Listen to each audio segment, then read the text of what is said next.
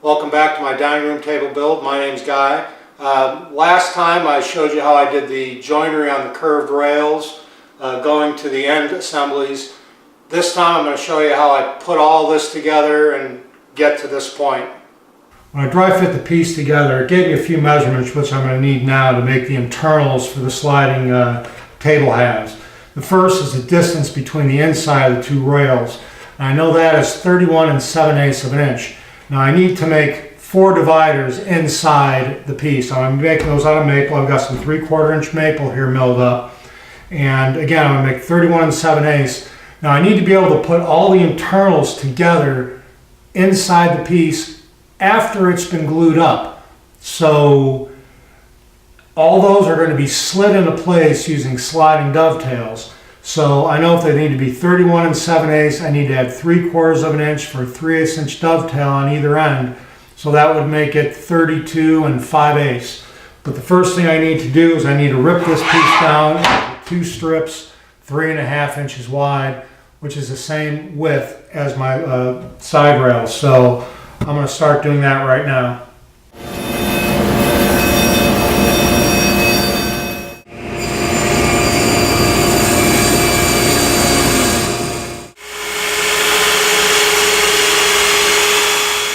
So I've got one of the long rails for the dining table, and I've got the miter facing down because there's going to be sliding dovetails on the internals here.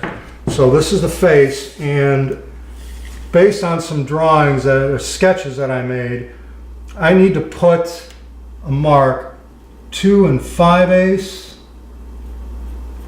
and 22 5/8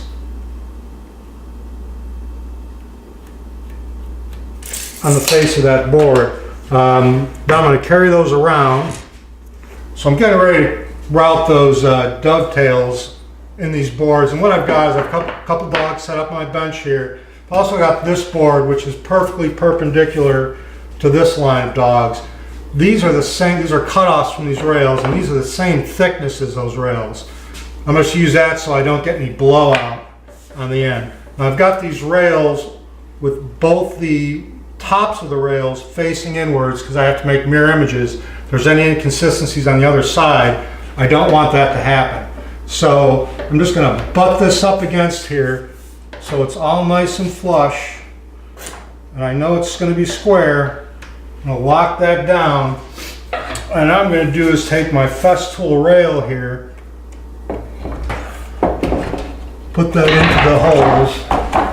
Now I know this is going to be perfectly square to that, which it is.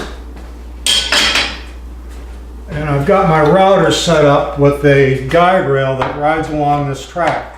Now this is a pretty fancy setup. You don't necessarily have to do it this way. Obviously you don't have to do it this way. Just a regular router with a straight edge and you can accomplish the same thing. You just have to be very careful to make sure when you're setting up the rail that it's perpendicular to the boards. So that's all ready to go.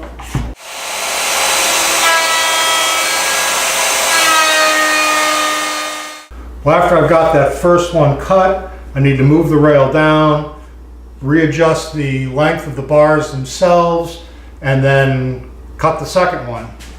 There's both sliding dovetails cut in both rails for the dividers. I need to make sure I keep, again, the top rail, the top of these rails sandwiched together. I need to flip this around, do the same thing to the other end, and then I'll be done with doing the dovetails for this.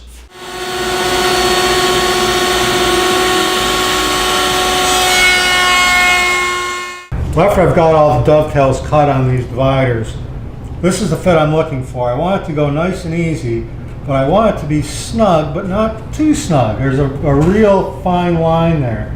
I've got to be able to put glue in this and assemble it when it's together. So there's a little bit of play in it, and that's fine. I want it just a tiny bit loose, but I want these to be able to come in and out of those sockets pretty easy. Well, here's a rough dry assembly of the table, very rough. I just wanted to make sure that all these dovetails fit and they're the right length, which they are. All the joints came together nice and tight again. I'm getting ready to mark out where some slots are going to go. in the top, or in the end rails of these for the slides to come through that the top attached to. Now this is the top, and I know these are going to come in 2 inches from this point.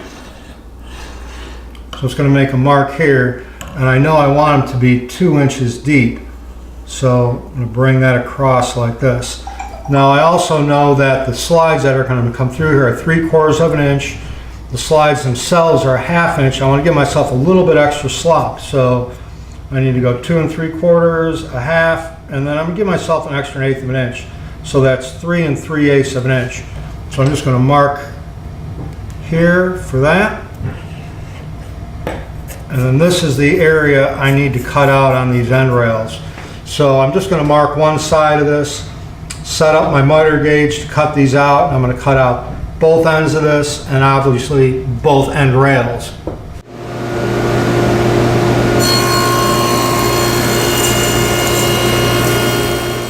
So I've got my fence readjusted to take off the rest of this little piece right here. I just need to run them through.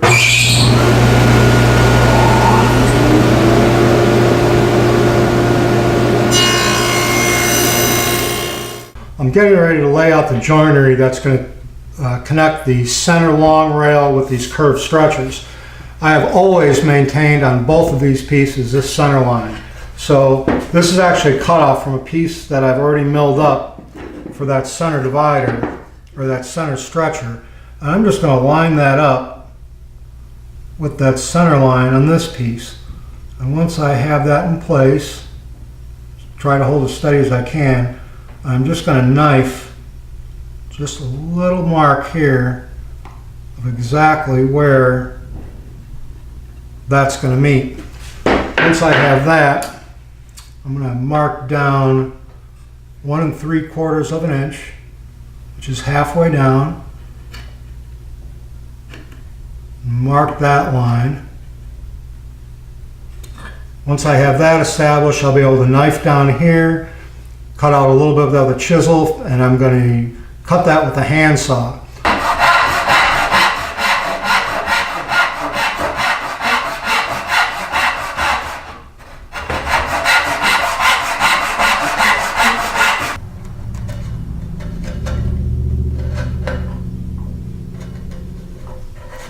Well, I've got this pretty close to where it needs to be. I really don't dare to get it any more than that. I just want to make sure that the bulk of it is cut before I do the assembly of the end rails. And any little bit that I need to adjust, I'll actually adjust when I fit the piece together for the final glue up of the base. So after this one is done, I just need to do the other one, and then we're ready to do the assembly of these end rails. Well, after what seemed a very long time, I got these glued up. One of my clamping blocks broke on the first one, and it was very, very difficult. Those dominoes are very tight. On the second one, I lightly sanded them so they'd go in a little bit easier. I used Type Bond 3 on this. I might have used epoxy to make it a little bit easier, but like I said, the second one went together a lot easier. They're nice and square. One of them's about a 1/16 of an inch off, and I'm not going to go chasing it. I'm going to let these dry in the clamps for maybe 4 to 6 hours before I mess with them. I'm just going to leave them right where they sit for now. Well, I've got the end assemblies out of the clamps, and I'm getting ready to attach the long rails to those end assemblies. What I've got here is this kind of a unique situation. My assembly table isn't not anywhere near enough large enough to do this. So I've got a piece of 1/2 inch MDF I've got between my table saw and my outfeed table. I've got it shimmed. It's relatively flat. There's a couple low spots. However, I'm not going to spend an hour trying to track those down. I do not want to do this on my garage floor. It's horribly uneven. So I've also got a couple large clamps here that I've got the extenders on so I can clamp all this together. So without further ado, I'm going to go ahead and put some glue on this and glue it up. This came together fairly easily. I did sand those dominoes down and make sure I put plenty of glue on so I didn't starve the joints. Clamps went on easy. I really just need to make sure everything is square on this. I only get one shot at this like most glue ups. Everything looks pretty good. 73 3/4.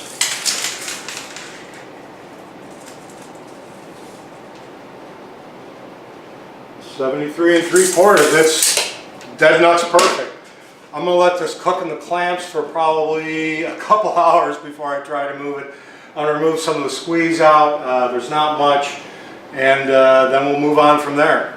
I've got the base out of the clamps, and this is the trestle piece that's going to go in between the two curved rails. And this is going to fit in here like that. Now I know my rails down here are 3.5 inches. This is 1 7/8. So I need to cut this at 3.5 inches, but actually I'm going to make it a little bit proud of that. I'm going to add an extra 1/4 of an inch because I'm going to put a bevel along the top, and you'll see how that works when I get it done. So I need to go 3 3/4 inches on this piece right here. I've squared up the other end of this board and I've put it in the slot. It's about maybe 1/8 of an inch, maybe a 1/16 of an inch proud of the outside of it. So I'm going to go over to this board here. I'm going to mark the outside edge of this, and I'm going to cut it to length. I'm going to cut just a little bit long of that line. I want to keep this a little bit extra long for just a little bit here. Now I've got the piece back in. I'm just going to take a pencil and I'm going to mark, and I'll mark both sides. I'll get the other end. And I also want to mark underneath here, as close as I can anyways. Now when I do the cutting on these, I'm going to do it with the handsaw. I want to make sure that I leave the line. I'm going to cut to the waist side of the line.